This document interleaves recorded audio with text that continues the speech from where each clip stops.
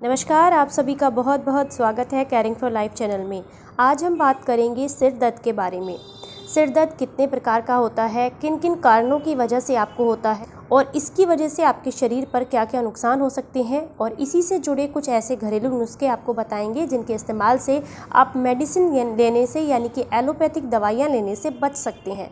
अगर आपको ये वीडियो अपने काम की लगती है, वीडियो पसंद आती है, तो प्लीज़ वीडियो को लाइक, कमेंट एंड शेयर ज़रूर कीजिएगा।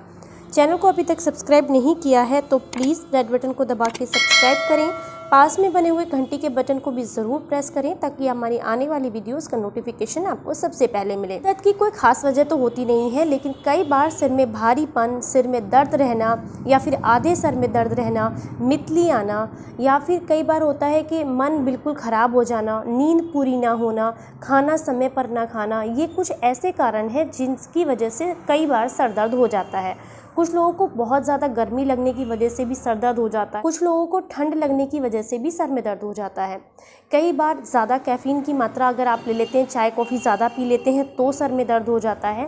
कई बार ऐसा होता है कि आप बहुत ज़्यादा खट्टा या पित्त बढ़ाने वाले फल या फिर सब्जियां खा लेते हैं तो उसकी वजह से भी आपको सर में दर्द हो जाता है।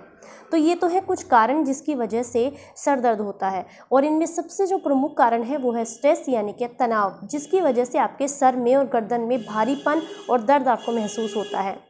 इसके लिए आपको क्या क्या घरेलू उपाय हैं जो करने चाहिए जिसकी वजह से आप जो है इन सिर दर्द से आराम पा सकते हैं जो कि आपको रोज़ाना परेशान करते हैं। कई बार तो अक्सर देखा गया है कुछ लोगों को सुबह उठते साथ ही सर में दर्द और गर्दन में भारीपन शुरू हो जाता है और वो पूरा दिन रहता है। रात को जब वो सोते हैं तब तक वो सर में दर्द बरकरार रहता है। 2-3 दिन तक फिर ठीक रहते हैं, लेकिन 2-3 दिन बाद फिर वही प्रक्रिया शुरू हो जाती है।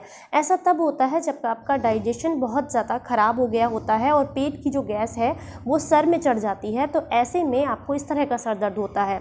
या फिर आप बहुत ज़्यादा स्ट्रेस लेते हैं तो भी आपको इस तरह का दर्द हो जाता है। बहुत ज़्यादा मीठा खाने की वजह से भी बहुत ज़्यादा मीठे का सेवन करने से या बहुत अधिक मात्रा में ऑयली फूड खाने से भी आपके सर में दर्द हो जाता है। तो ये तो कुछ ऐसे कारण हैं जिसकी वजह से आपको ये पता लग सके कि किस वजह से आपके सर में दर्द हो रहा है। लेकिन अब बात करेंगे जो पेन किलर्स आप लेते हैं यानी कि सर दर्द की जो दवाइयाँ आप लेते हैं वो आपके शरीर पर कितना नुकसान करती हैं। अगर आप एक गोली सर दर्द की लेते हैं तो वो आपके शरीर को, आपके लीवर को, आप यकीन नहीं करेंगे, एक बार की टैबलेट से कम आपके लीवर को 20% तक ख़राब होता है आपका लीवर, यानी कि 20% उसके काम करने की क्षमता, उसकी अच्छे से काम करने की क्षमता ख़राब हो जाती है अगर आप एक पेन किलर लेते हैं। अगर आप रोज़ाना या फिर महीने में 3-4 बार या हफ्ते में 1 बार इस तरीके से भी अगर सर दर्द की पेन किलर्स लेते हैं तो धीरे धीरे करके आपका लीवर कमज़ोर होना शुरू हो जाता है और आप जल्दी जल्दी बीमार होते हैं और आपके शरीर को टैबलेट लेने की आदत पड़ जाती है। तो जब भी आपके सर में दर्द हो, बर्दाश्त करने की कोशिश कीजिए। सबसे पहली बात है कि आप उसके कारण को पता कीजिए जिसकी वजह से आपको वो सर दर्द हो रहा है। लेकिन अगर फिर भी आपका सर दर्द ठीक नहीं हो रहा है तो ऐसे में आपको हमेशा घरेलू नुस्खे आजमाने चाहिए। एलोपैथिक दवाइयों से बचकर अपने आप को ठीक करना चाहिए, क्योंकि घरेलू नुस्खे जितने भी होते हैं उनका कोई भी साइड इफ़ेक्ट नहीं होता है और वो आपके शरीर के लिए बहुत ज़्यादा फ़ायदेमंद भी होते हैं। तो चलिए आपको बताते हैं कुछ ऐसे घरेलू नुस्खे जिसके इस्तेमाल से आप जो है अपने सर के दर्द को ठीक कर सकते हैं। अगर आपको ज़्यादा काम करने की वजह से या फिर ठंड की वजह से सर में दर्द हुआ है तो ऐसे में आप हल्का गुनगुना पानी ले लीजिए और उसमें अपने पैरों को डुबो कर रखिए और कुछ समय तक अपने पैरों को इसी तरीके से डुबो कर रखिए और अपने शरीर को रिलैक्स कीजिए, यानी कि माइंड को और अपने शरीर को ढीला छोड़ दीजिए। ऐसा करने से पैरों से सिर की तरफ जो खून जा रहा होता है उसका जो दबाव है वो कम हो जाता है और आपके शरीर को काफ़ी रिलैक्स मिलता है और इससे आपके सर दर्द में भी आपको काफ़ी आराम मिलता है। अगर आपको सर में दर्द हो रहा है तो ऐसे में आप पैरों में सरसों के तेल की मसाज कीजिए। अगर आप सरसों के तेल की मसाज नहीं कर सकते हैं तो लौंग के तेल का इस्तेमाल करें पैरों में मसाज करने के लिए, आपको तुरंत आराम मिलेगा। अगर आप जो है सर दर्द से परेशान हैं, जो कि वो आधे सर में दर्द कुछ लोगों को होता है, तो ऐसे समय पर आप लौंग के तेल का इस्तेमाल करेंगे। इसमें आपको क्या करना है, आपने लौंग के तेल की कुछ बूंदें लेनी हैं और जिस हिस्से में दर्द हो रहा है उस हिस्से पर हल्के हाथों से, यानी कि माथे के ऊपर आपने उस हिस्से पर अच्छे से मसाज करनी है। इसी के साथ साथ अपने पैरों के तलवों में भी आपको मसाज करनी है। ऐसा करने से आपको तुरंत आराम मिलेगा।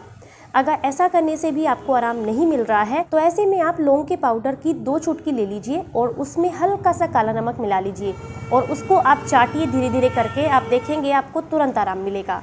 कुछ लोगों को माइग्रेन की वजह से भी सर में दर्द होता है। ऐसे में अगर आप जो है अपने पैरों की और अपने सर की ठंडे पानी से मसाज करते हैं, यानी कि पैरों को ठंडे पानी में रखते हैं कुछ समय के लिए और इसी के साथ साथ अपने सर के ऊपर ठंडी पट्टियाँ रखते हैं, तो आपको माइग्रेन में काफ़ी राहत मिलती है, क्योंकि इसमें सिर के किसी खास हिस्से में सूजन होने की वजह से आपको दर्द होता है।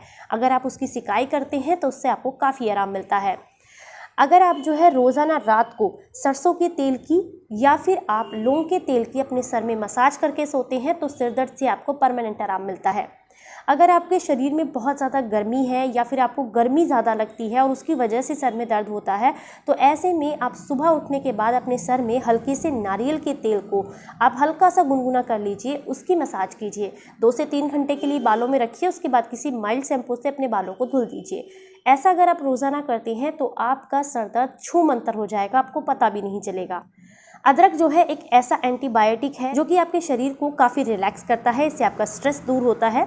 इसमें विटामिन ए और सी कॉम्प्लेक्स होता है जो कि आपके शरीर को काफ़ी ज़्यादा मदद करता है आपके स्ट्रेस को दूर करने में, आपके जो दिमाग की नसों में या फिर शरीर में जो सूजन आ जाती है उसे कम करने में।